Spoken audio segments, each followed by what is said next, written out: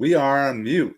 Hey, I'm going to start that over. This is Shawn Ziem, the connection machine, aka the insurance doctor, and the podcast host for the Webtalk Legends podcast. So I haven't been here in I took a week off and I fouled that up already. But hey, guess what? We're all human. It's all part of what we do. A lot of you are popping in right now, so don't forget, just a couple housekeeping rules. Make sure you're engaging. Make sure you drop a comment where you're watching from.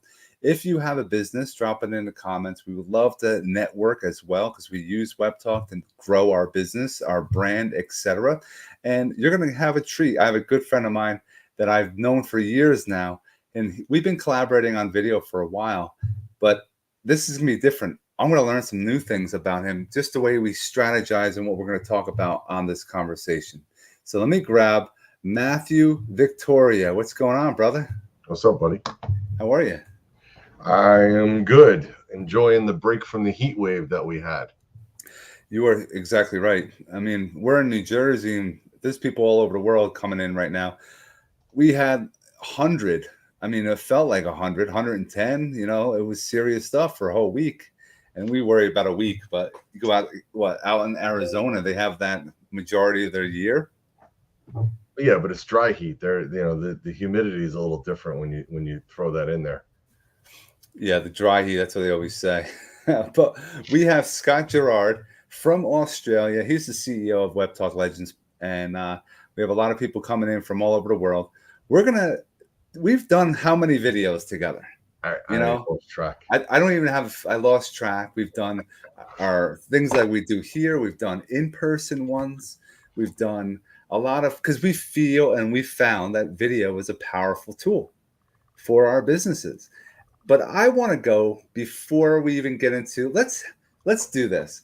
Can you introduce who you are and what you do, just so that everyone knows? Sure, that could be a little complicated, but my name's Matthew Victoria. I'm a branch manager, loan originator with American Financial. I've been doing this for 10 years now, and I like to think of myself as a mortgage magician because I make money appear for closings for people, as well as a financial specialist. And you personally have helped me on one of my last mortgages. So this is, a personal friend, one that we collaborate on business, and we're going to get to know even deeper today. So sure, I'm looking to find out more. I want to go back as far back as you want to go about what you were doing when you were younger. What were some likes, dislikes? What were you in school?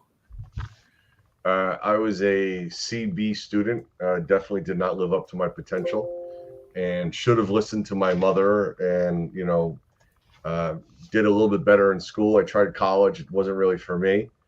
And I had my first job at 14. Rode my bike to McDonald's, and I had two jobs at for quite some time.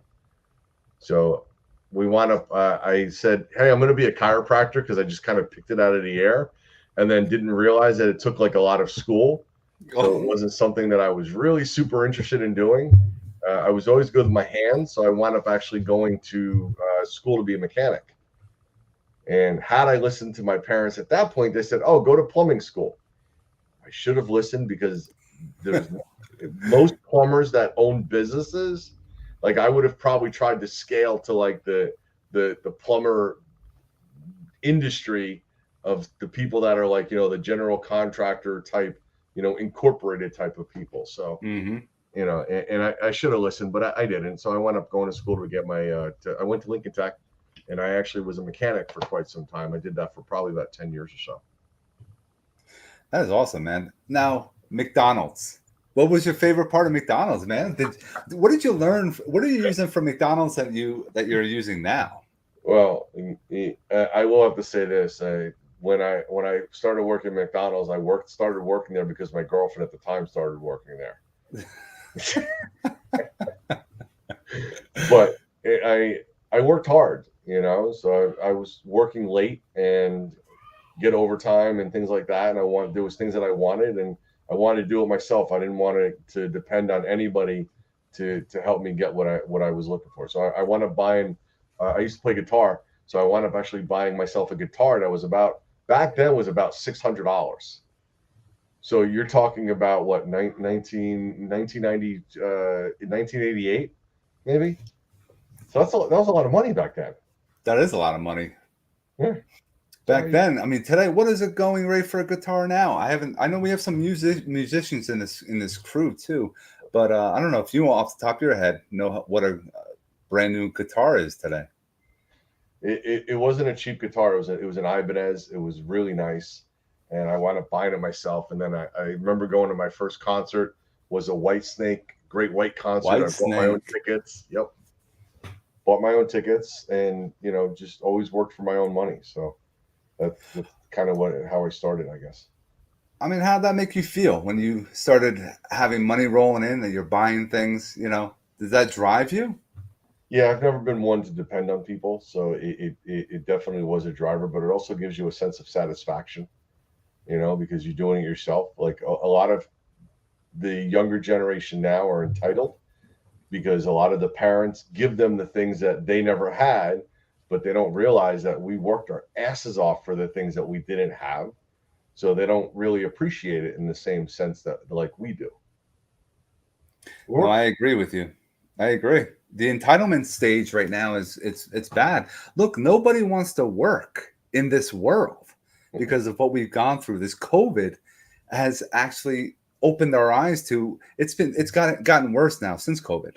Now it's like I want to sit on my ass and do nothing, and that's not the way to go. Hard work, and that could be working on social media, it could be working on mortgages, insurance, what have you, but it's doing something for your livelihood. You have to put some kind of work in.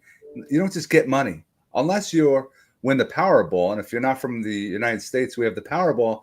It is up to what, 1 point something billion dollars now? Yeah, when's the drawing? Like tomorrow? Friday. It's on Friday. It's up over $1 billion. And if you take half of that, because they can go cash reward, and you'll have $600 million. I don't think anybody's working. I don't think I'm going to see Matthew Victoria. Hopefully we see each other. I want to see you if I win it. I would still work. You would do something to continue. I would think you would do more philanthropic kind of stuff. You're going to get yourself out there for charity work, things like that. It's still going to be work. You still got to get up and do something. Otherwise, you'll be a slug, I think. Well, that's what happens with a lot of people with retirement. They if they don't have work, they don't have anything that fulfills them. And you always need something that fulfills you. So that's what work does for people. I mean, we spend a third of our life at work, I guess. So if you don't love what you do, then that third of your life is miserable. Like, you love what you do. I love what I do. So for me, I don't look at it as work. And especially what we're doing now, this is extra. But people don't want to do the extra sometimes. They want to do things, 9 to 5. But you can have a 9 to 5 job and have side hustles, which those that are watching, some of you are network marketers, some of you are on Webtalk, some of you are doing things on social media. And that's going to grow over time. Is it going to give you immediate money? No. Am I retiring with my insurance business? No, I'm not there yet. But it's something that I'm building for the future. You have to keep your eye on that as far as your goal going down the road. I mean, are you ready to retire based off what you're doing with your business? Not yet, but even if I was, I don't think I would. You need a sense of fulfillment. Right. If you weren't doing mortgages, what would you be doing? It's funny, when my family had a bridal magazine, so I used to do that. I did sales for the bridal magazine, and then I would help people design ads. So that was part of what I did. The hard part for the advertising was I had to convince people to spend money on something they didn't think worked at the time. That was print magazine, because the internet came around, and like places like The Knot or some of the Wedding Wire were kicking our butts, and it was a low cost, and perception is reality for people. If I'm getting all these web hits or these emails, and then it's only costing me a fraction, I would have to sell people something that they didn't think that they wanted, right? So after my mother passed away, I figured out that I wasn't fulfilled. So at that point, I was like, you know what? I thought about getting my real estate license, And then I thought about it and said, well, I really don't want to drive people around in my car and show them houses, because I really didn't want to do that. So the funny thing is, I was refinancing my house at the time, and I start going back and forth with the guy about all these different things: 203K, 15-year, 30-year. Do I buy down my rate? Can I pay points? Can I do this? Can I do that? I was like, this is kind of interesting. So that actually kind of threw me into getting my mortgage license. And this was back in 2012. And you keep growing. And now I know you love travel. You love traveling. You go all over. Where is your favorite spots currently? I mean, are you away right now, or are you back in Jersey? No, I guess I'm you're back actually in home Jersey, right right? now.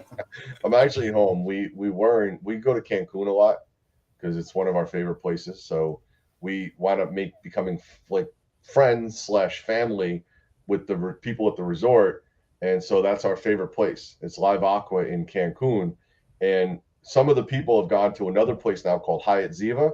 So we actually split our trip. So we went 4 days there and then 5 days at the other place, and it's just we love doing it. But the nice thing is that to be able to do this, like if I was showing people houses, I couldn't do that. But doing this with COVID, nobody wants to see you. So and it's like, oh, can I email you? Can I do this? I use my app on my phone, and people, do applications through the phone now. So I really don't have to see anybody in person, which is awesome. And with a really good VPN, there's a lot you can accomplish. You could be anywhere in the world and still work. And that's the power with social media. That's what I enjoy a lot, because you put your time in, you're going to make money. And it could be small money in the beginning, but it can multiply as we keep applying your habits. It's going to be consistent, and it allows you to have a great life. You could be anywhere in the world. You're in Cancun writing mortgages. You could be in the bar talking to somebody on the phone, pre-approving them, and then after you're done, go get a beer, go get a drink, go back to your life. And you just closed possibly an opportunity or more that leads to that. But you're also building relationships, right? Mm-hmm. How are you going about that when you're in Cancun? Well, video chats, a lot of it is Facebook and things like that. Like I'm in a lot of Facebook groups, so I look for people that have questions, or people that have problems with something, and the main thing is to be a problem solver. So like I had a client that I wound up doing a video chat with when I was in Cancun, and I was in my cabana, and I didn't get dressed up or anything like that, and they're like, oh, we're sorry to bother you on your vacation. I said, listen, this allows me to be on vacation. I said, I'm here talking to you about a mortgage. I said, but I'm in Cancun. I said, I'm working.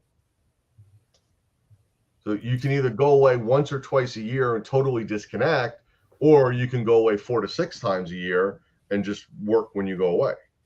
Right. I mean, you always have time to have a few minutes to get away and take a phone call, do a video call. You can always do something. I appreciate, and this is what I know about you, you're not all about work, work, work. You take time. You have a wife. You have your dogs. How do you talk about your dogs, man?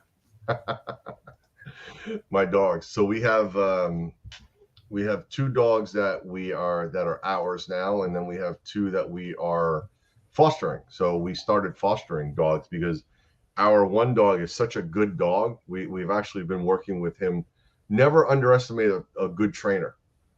So we got him in July, and we started with a trainer in August, and he's done wonders. So that has allowed us to go and foster other dogs, because he actually teaches them how to be a good dog.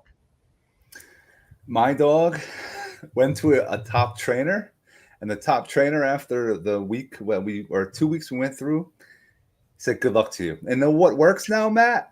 CBD. That has been a phenomenal thing for my dog. Guys, I have a blue heeler. She's a mutt. She doesn't listen. She jumps all over the place. Well, that's a super high energy dog, Oh, I know. And we didn't, this is my wife picked, oh, she's so cute. And then we didn't go into research. We adopted. So you didn't know what you're getting into. And I found CBD, and that stuff, I gave her 2 of them. and she is perfect. My mom and dad are over. My mom cannot be around her the way she acts. And Yeah. she's out, she's sitting at her feet, she's relaxed just because of CBD treats. I'm like, wow, this is fantastic. The the whoever the dogs that we foster, they actually we whip them into shape. Like they're pretty much housebroken now. They're socialized. When you're adopting a dog, you don't actually know what you get, but when you Right. get a dog from a foster, you actually have an insight as to who they are and what type of dog they are. That should have been the way we went, but we didn't. And that's where we're at. But hey, our life has changed. We love going to Camp Bow Wow.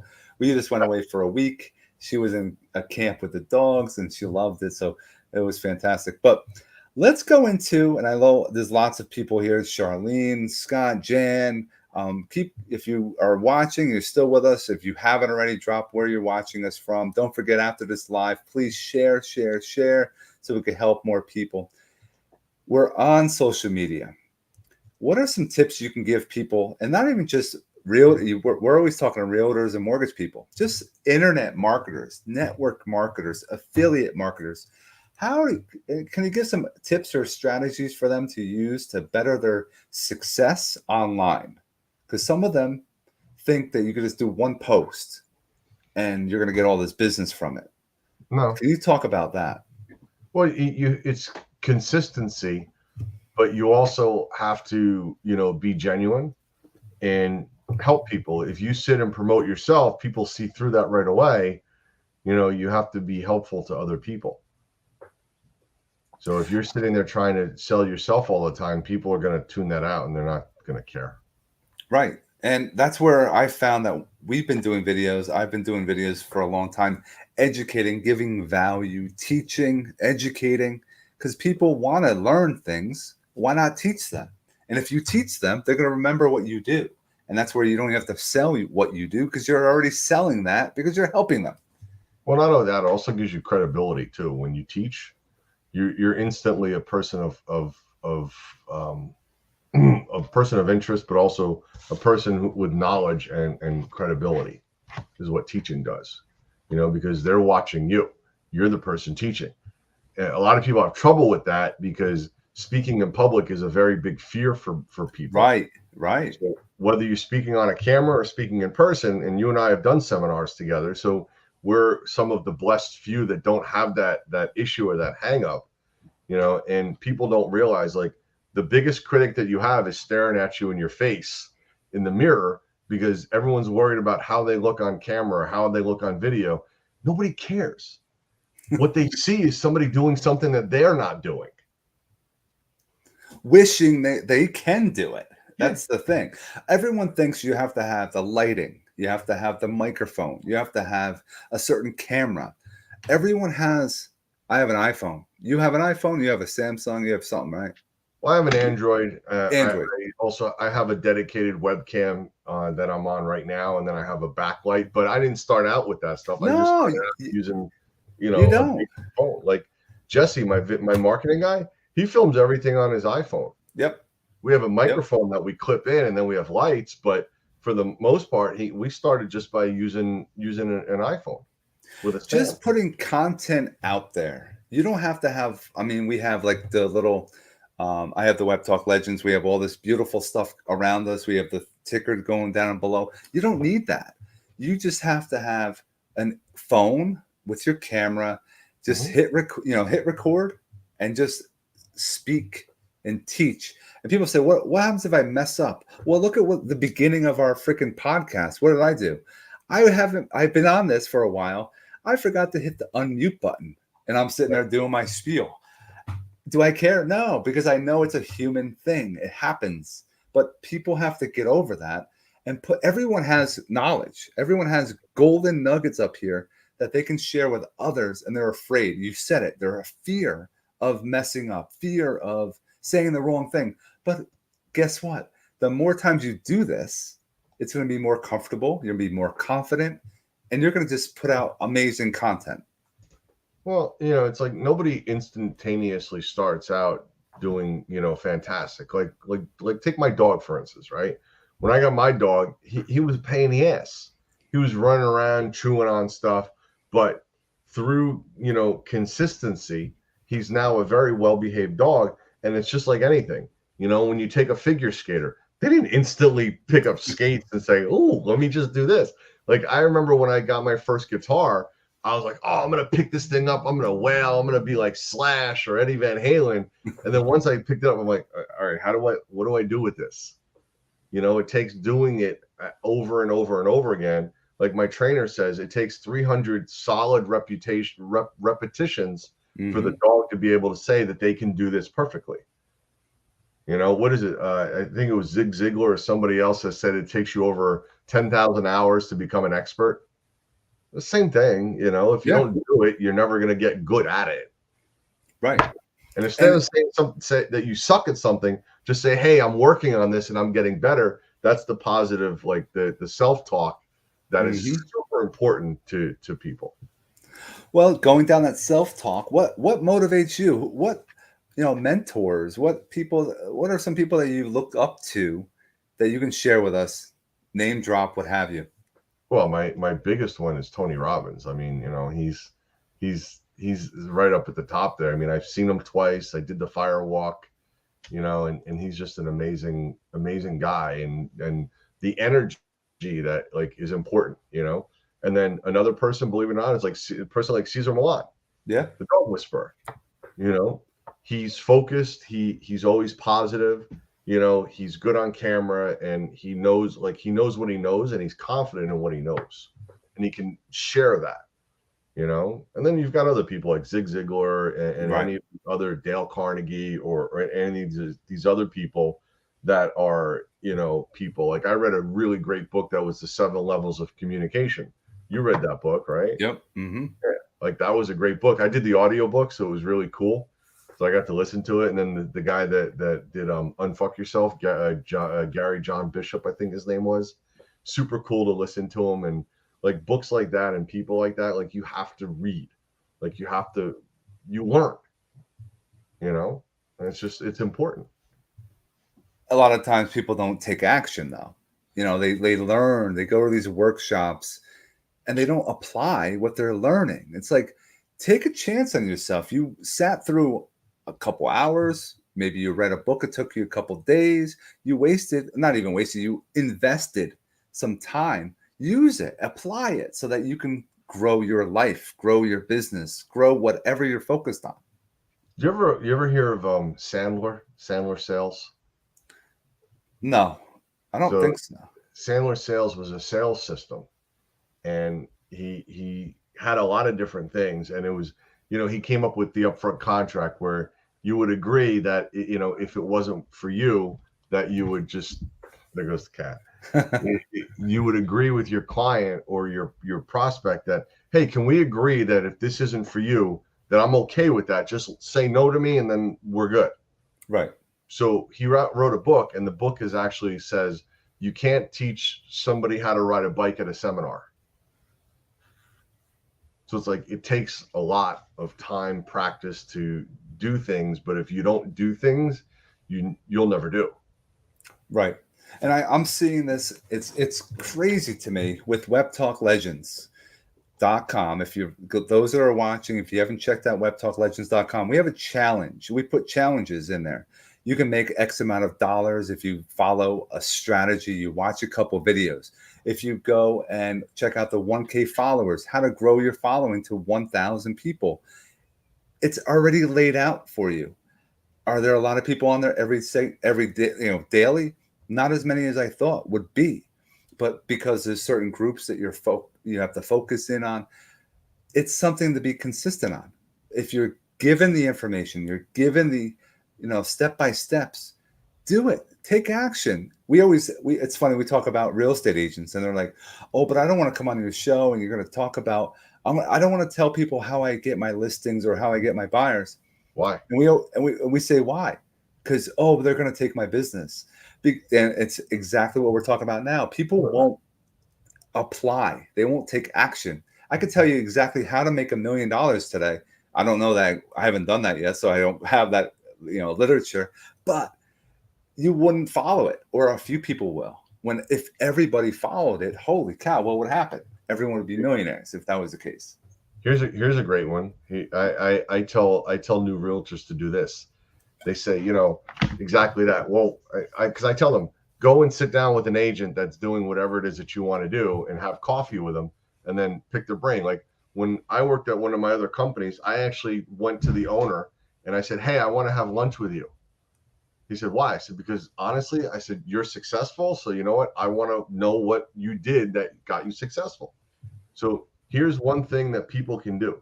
Go to the person in the business that's doing what you want to do and ask them what they did in the beginning that they wouldn't do again. What mistakes did you make? So this way I won't make them. I would share that because people always want to share that kind of stuff.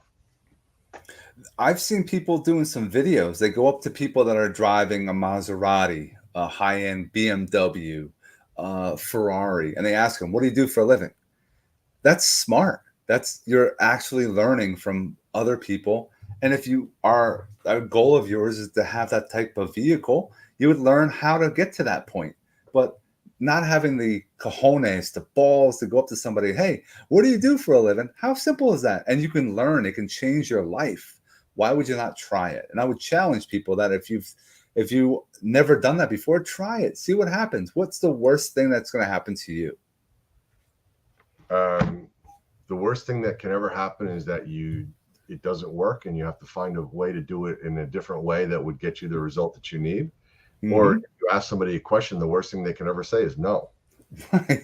My father always would tell me, like, every no is an opportunity to get a yes. Yep. And I was like, you know what? That actually makes a lot of sense. They always say, what if you wrote 100, just numbered 1 to 100, and keep track of all your no's, you'll get to many yeses in that 100 calls you might have, or 100 mailers you might do, 100 emails, 100 posts. I'd rather keep getting those no's because you're getting that closer.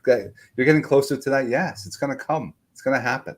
Well, and if you get 3 yeses, that means you have to get through 97 no's to get to your yeses. So, but if you stop at 96 or 92 or 90, then what? You fell short. Everybody always stops right before they get to the summit to kind of get over. Yes. Scott was just saying that earlier, as far as, you got to keep pushing, you got to be consistent. You don't have to worry about what's happening now. Focus on what's happening in the future. Keep that in your end goal. We're not cashing out anything right now. So the more you're planting seeds right now is for the future. That's what we're always focused on. We're always trying to plant seeds so that our harvest is going to be amazing. And I'm finding out I'm not a good gardener. The problem, I went away twice and I didn't have somebody water my friggin' plants. My gardens are dead. So That's the point. I learned something. If I'm going to be going away, I'm not going to be setting up a garden because I'm not good with doing that because I didn't set it up as far as somebody watering my garden. But let's talk about, you're into cooking, right? Yes. What is a favorite meal you love cooking? That's a good question. We have a really good recipe for turkey meatloaf or buffalo chicken meatballs. Those are good. That's different. Now, where did you learn? Where did you come up or find this recipe? Were you just messing around? No, we were actually. My wife reminded me too. Sweet and sour stew is another really good one.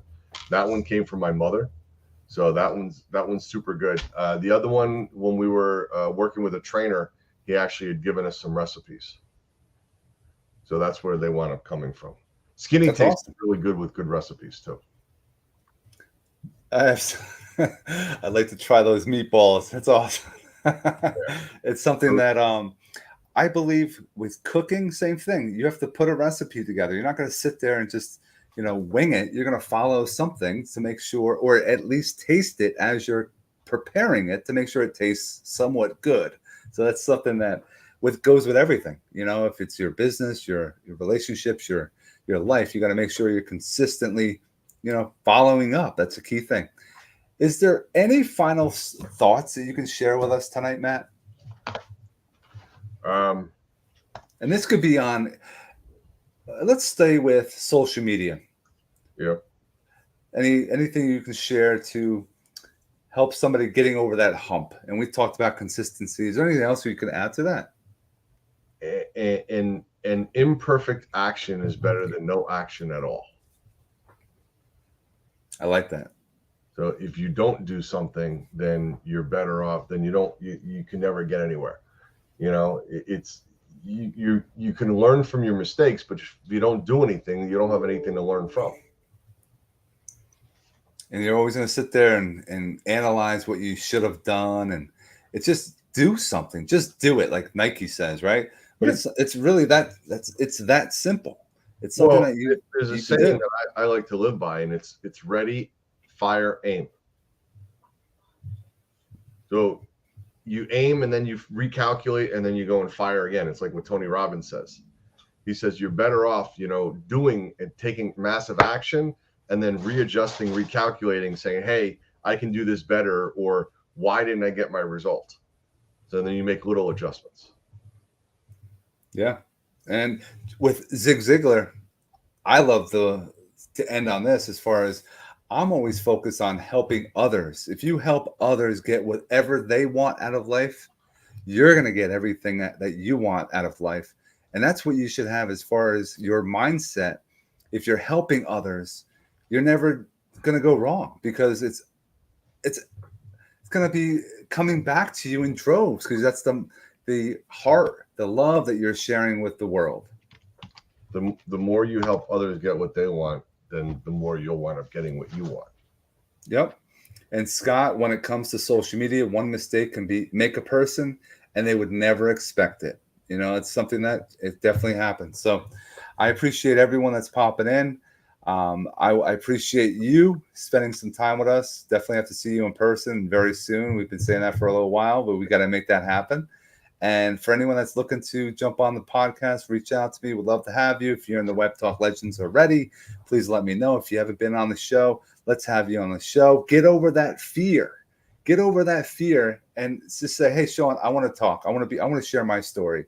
And you can sit where Matt is and just rock on like he did tonight. And anything else, Matt, you want to share? You were just shaking your head. No, I'm kind of just saying, like, yeah, with video, you just need to just do it and not worry about it. You're the person who's your own biggest critic. Yep. And just get out there and do it. So I look forward to seeing some other people here in the hot seat. And Matt, have an awesome day. Everyone else, anywhere in the world, wherever you are, I hope you have an awesome rest of your day. Enjoy.